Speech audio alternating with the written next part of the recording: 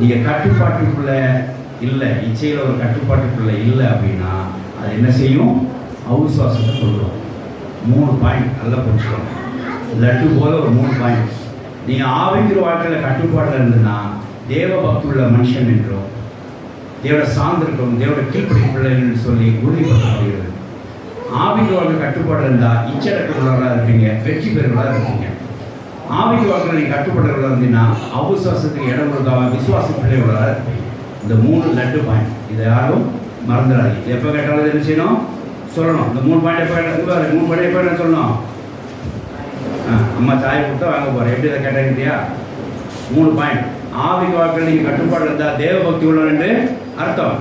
ஆவிக்கு வாழ்க்கையில் நீங்கள் கட்டுப்பாடு இருந்தீங்கன்னா நீ வெற்றி பெற போகிறவங்க அர்த்தம். ஆவிக்கு வாழ்க்கையில் நீங்கள் கட்டுப்பாடு இருந்தீங்கன்னா அவிசுவாசத்தை நீங்கள் எதிர்க்கிறீங்க அர்த்தம். விசுவாச பிள்ளைகளா இருக்கீங்கன்னு சொல்றது. இந்த 3 லட்டு பாயிண்ட் எப்போ கேட்டாலும் தெரியும். ஏன் கட்டுப்பாடு சொல்கிறோம்னா இதுதான். இப்படி செய்தலான்னா கர்த்தர் நிச்சயமாக ஒரு காரியத்தை உயர்த்துவா. ஹல்லேலூயா. அப்புறம் வாசித்து முடிக்கலாம் வேகமாக. 1 பேதுரு 5:26 வாசித்து முடிக்கலாம்.